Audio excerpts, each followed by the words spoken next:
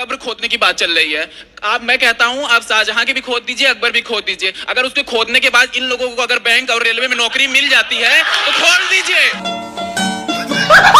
Education के मामले में आपने कितने आईआईटीज बना दिए, उसके बाद जिस जगह पे ये डिबेट हो रही है नोएडा, जिसकी नींव खुद कांग्रेस के समय पे रखी गई राजीव गांधी द्वारा, आपने उसके अलावा कैसे ऐसे हब खोल दिए। तो बिहार की बेटियां तो दिखती हैं, यूपी की भी बेटियों को देखिए, एक लड़की के साथ 23 लोगों ने बलात्कार किया 8 दिन तक लगातार, उस पर कोई नहीं प्रश्न उठता, रूह कांप जाते हैं ऐसे प्रश्न देख। प्यारी समझ गई। मैं कहना चाहता हूं, एकमेव राजनीतिक दल है भारत के इतिहास के जिसने कांग्रेस को सत्ता से बाहर करके अपना कद कांग्रेस से बड़ा करने में सफलता हासिल की, जबकि सबसे ज्यादा आरोप हमारे ऊपर लगाए गए। हम वो नहीं है जो फूलों के हार की अपेक्षा करते हैं। मोदी जी ने दिखाया कि अंगारों के हारों को धारण करके भी इतिहास कैसे बदला जा सकता है, वो भारतीय जनता पार्टी और एनडीए के दलों ने करके दिखाया है, जिसे मैं बताना चाहता हूं कि इतिहास के उस दौर में जब हम 2 सीटों तक आ गए थे, उसके बाद भी हमने छलांग लगाई कि जब पहली बार हम आए सत्ता में तो पोखरण एक्सप्लोजन करके दिखाया, भारत की शक्ति का प्रकटीकरण करके दिखाया, सेकेंड स्टेज इकोनॉमिक रिफॉर्म्स।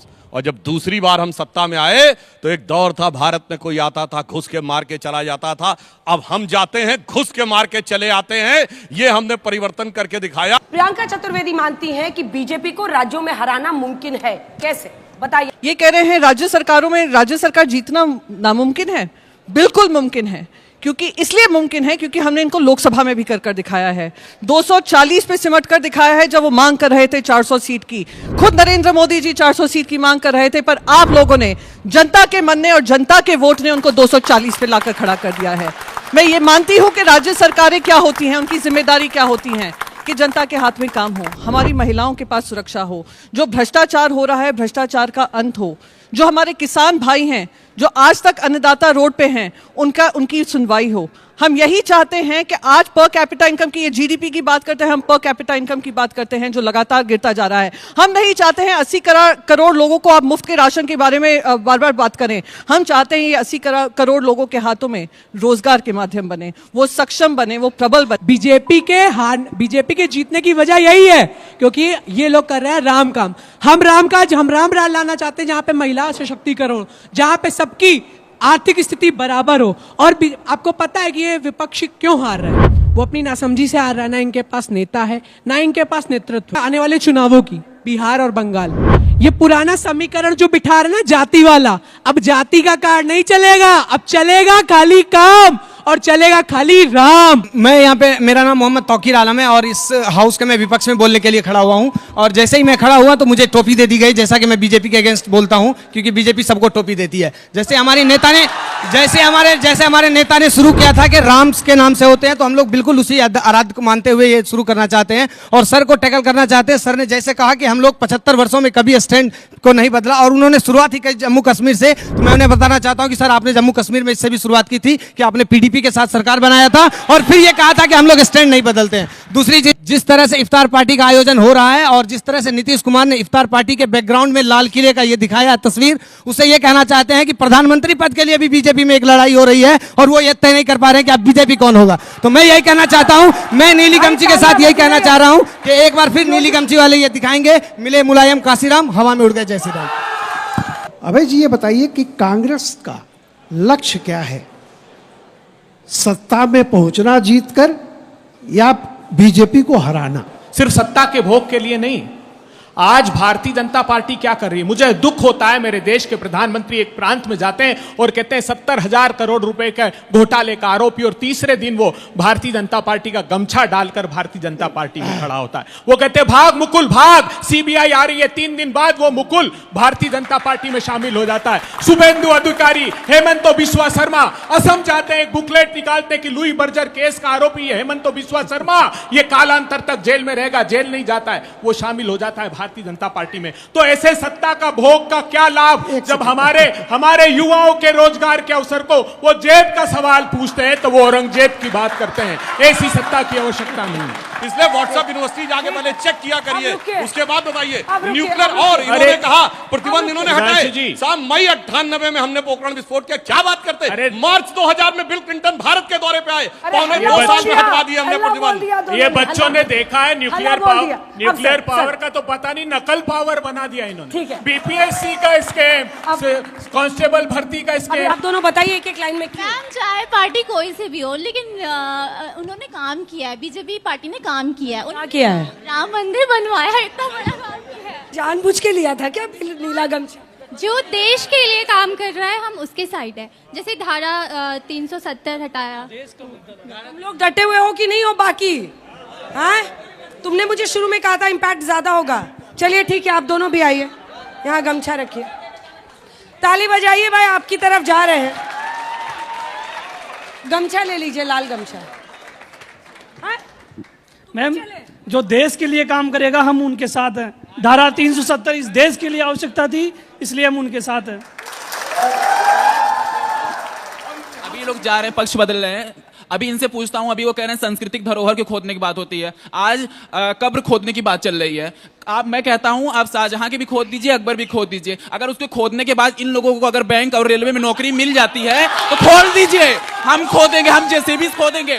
मैं कहता हूं मैं अभी छात्र हूं, लेकिन आज कब्र खोदने की बात चलती है। मैं भी राम भक्त हूं, मैं भी राम को बहुत मानता हूं, राम को पूछता हूं, लेकिन जहां जहां राम आए, आप सर क्यों हार गए? हमको भी लगा था 400 पार हो जाएगी, हमें मानते हैं, हम भी अयोध्या जब से मंदिर बना है तब से 4 बार अयोध्या जा चुके हैं, दर्शन किए हैं। लेकिन सर जब प्रजा ही दुख से परेशान है, जब प्रजा ही दुखी है, तो कहां का रामराज भाई? चूंकि बात किसी बच्चे ने कब्र से शुरू की है कि कब्र खोदने से नौकरी नहीं मिल सकती, बिल्कुल नहीं मिल सकती। लेकिन मोदी जी की कब्र खोदने वालों को औरंगजेब की कब्र की बड़ी चिंता हुई थी, इसका जवाब दिया गया था। क्या मैं वैसे विपक्ष का सम्मान करूं जो कहता है कि प्रधानमंत्री मोदी तुम्हें डंडा मारेंगे? क्या मैं वैसे विपक्ष का सम्मान करूं जिनको चौकीदार बनाने पे उसको चोर कहते हैं?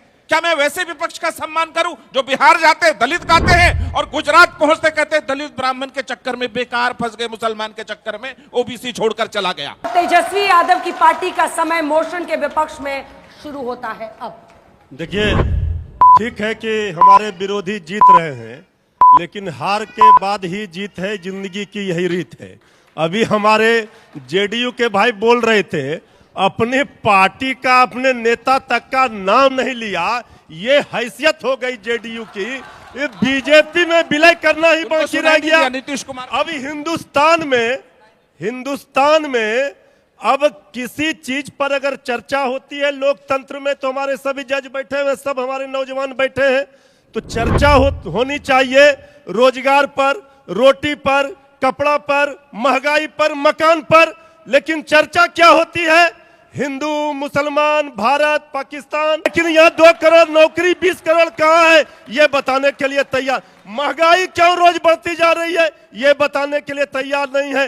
अमेरिका से अभी दम भर रहे थे दुनिया में, अमेरिका से भारतीयों को हाथों में जंजीर और पैरों में बेड़ियां बांधकर वापस भेजा गया। इससे बड़ा दुर्भाग्य का दिन तो हिंदुस्तान ने नहीं देखा होगा। ये देश सोने की चिड़िया कही जाती थी, ये देश को क्या बना दिया है आज देश की जो स्थिति है सुधांशु जी और सारे लोग, सारे नौजवान जान ले कि अब आपको जब भूख लगेगी आप कहेंगे रोटी कहाँ है, नौकरी कहाँ है, ये कहेंगे मंदिरों में जाकर के नमाज पढ़िए, मस्जिदों में जाकर के हनुमान चालीसा पढ़िए। ये यही करेंगे, दंगा फसाद उन्माद कराएंगे, देश को बांटेंगे। डर से कांप रहा है, वो हम देंगे। ये डर से कांप रहा है, ये सीबीआई और ईडी से डर रहा है, इसलिए जा रहा है। अरे इसको क्या ईडी सीबीआई का डर? आपको दिल जीतना है इसका। मैं ये चर्चा करना चाहती हूँ कि मेरे बच्चों के बीच में अगर वो पढ़ना चाहते हैं, वो आगे बढ़ना चाहते हैं, देश में कंट्रीब्यूट करना चाहते हैं, क्या उनके लिए नरेंद्र मोदी जी उनके लिए कार्यरत हैं? आज यूएसए से भी उनको निकाला जा रहा है। आज सबसे ज्यादा सिटीजन जो गए हैं, इंडियन सिटीजन गए हैं माइग्रेट होकर, इंडियन सिटीजनशिप को उन्होंने छोड़ा है, तो इन्हीं के कार्यकाल में छोड़ा है। मेरा सवाल बीजेपी से है, खासकर कि जब नीट की परीक्षा में चीटिंग आई तो तब के हमारे एजुकेशन मिनिस्टर ने उसको नकार दिया। फिर जब ये स्कैम पता चला तो उन्हें जब ये आश्वासन मिला कि हाँ चीटिंग हुई, तब उन्होंने संसद में खड़े होकर इस बात को को बोला कि हाँ हमसे गलती हुई है। तो एजुकेशन के मामले में आपने कितने IITs बना दिए? उसके बाद जिस जगह पे ये डिबेट हो रही है नोएडा, जिसकी नींव खुद कांग्रेस के समय पे रखी गई राजीव गांधी द्वारा, आपने उसके अलावा कैसे ऐसे हब खोल दिए? सर आपसे बहुत जेन्युइन मुद्दा, 4 दिन की बात है, प्रधानमंत्री के क्षेत्र बनारस की जो घटना है, आपको बिहार की बेटियां तो दिखती हैं, यूपी की भी बेटियों को देखिए, एक लड़की के साथ 23 लोगों ने बलात्कार किया 8 दिन तक लगातार, उस पर कोई नहीं प्रश्न उठता, रूह कांप जाते हैं ऐसे प्रश्न देखिए। हाँ, उन्होंने पूछा तो मैं बताना चाहता हूं, 50 साल तक केवल एक एम्स था, अटल जी की सरकार आई 7 और एम्स बने। और हमने जो किया है, 5वीं बड़ी अर्थव्यवस्था बनाया है, 4था बड़ा स्टॉक एक्सचेंज बनाया है, 3रा बड़ा ऑटोमोबाइल का मैन्युफैक्चर बनाया है, मोबाइल आप सब पहुंचे, दूसरे बड़े मोबाइल हैंडसेट के मैन्युफैक्चर बनाए। जो जो पढ़ाई बढ़ रही है, मीडिया स्वतंत्र हो रहा है, जुडिशरी स्वतंत्र हो रही है, तो बीजेपी का विकास हो रहा है। ठीक है, चलिए जो वोटिंग है, क्या विधानसभा चुनाव में भी बीजेपी को हराना नामुमकिन है? और जो नंबर सामने आ रहे हैं, नामुमकिन है। अगर आप ये मानते हैं कि हराना नामुमकिन है तो आपको हाँ करना होगा, और नहीं कहने वाले 40, और ये टाई होता हुआ दिख रहा है। ये बहुत दिलचस्प है। आप लोगों ने दिमाग लगाया कि नहीं लगाया? I am so happy. कितने लोगों ने वोट किया? सब छुपे रुस्तम है, सब छुपे रुस्तम है। अंतरात्मा जाग उठी। गमछा लाल है और अंदर में वोटिंग कुछ और है क्या? तो बीजेपी को हराना नामुमकिन है। हाँ और नहीं के बीच में टाई हो चुका है। एक मिनट आइए सर, आप आइए, एक मिनट आप आइए सर, आगे